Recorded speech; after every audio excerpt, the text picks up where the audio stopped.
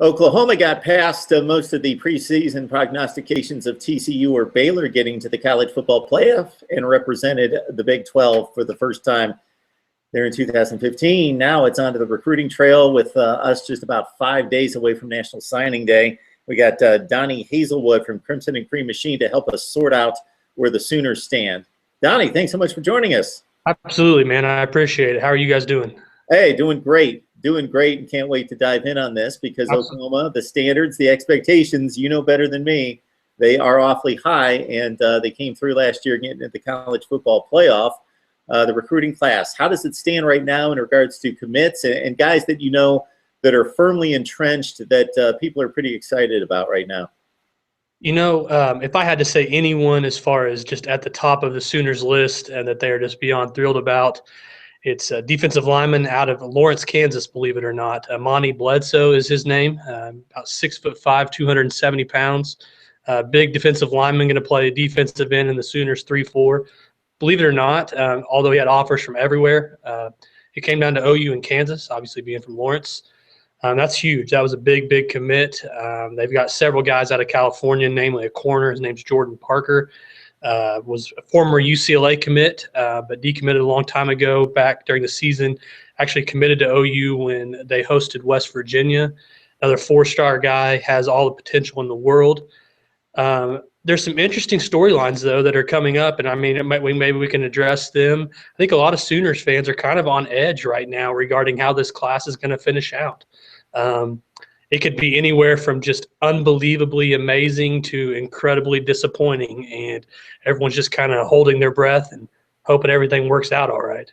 All right, Donnie, that sets us up for a good question here, because who are those guys on the fence? It sounds like some pretty premier players and several that have OU on the short list, but you're a little bit uneasy about them coming to Norman. Well, I think the class begins with Caleb Kelly, the five-star linebacker out of Fresno, California. OU was his first offer. OU has been on him for the longest, seemingly. Good friends with current players on OU's roster, Michiah, Hatari Byrd. Lots of connections there with those things. But however, Notre Dame, according to a lot of people, has made it really interesting. Brian Kelly was there, had the in-home visit. Lots of angst as we approach the next few days. I think the class, honestly, if you do not land a guy like Caleb Kelly, I mean, he's all everything. If you do not land him, I think this class, I don't see how it could be viewed as a success. So there's a lot of nervous Sooner fans. He even had Mike Stoops last night in an in-home do the dab, if that makes sense, on his in-home visit. Oh, yeah. We're all familiar with that now. So, wow, you're pinning the success of the class on one kid, and you'll probably bring in, what, about 22? Somewhere around that range. Right now, they're probably looking to close with another 6 to 8 prospects if everything were to work out as best as they could. But with the massive, massive roster hole or gaping hole at linebacker, believe it or not, OU, they returned for spring practice only 6 scholarship linebackers, one of which is hurt. That's pretty terrible, considering you play a 3-4. And so having lots of linebackers, not just numbers, but actually players that can really excel at that position, it's the biggest priority in the class. Yeah, it sounds like some safeties and DNs might be looking for a position move there. They might be looking around to move some guys to linebacker. Looking at this class the way it currently stands, Donnie, anybody that stands out to you, maybe not to the average Sooner fan or college football fan, but maybe based on what you've heard, scouting reports, maybe seen on tape that you kind of like, maybe it's a 2 or 3 star guy?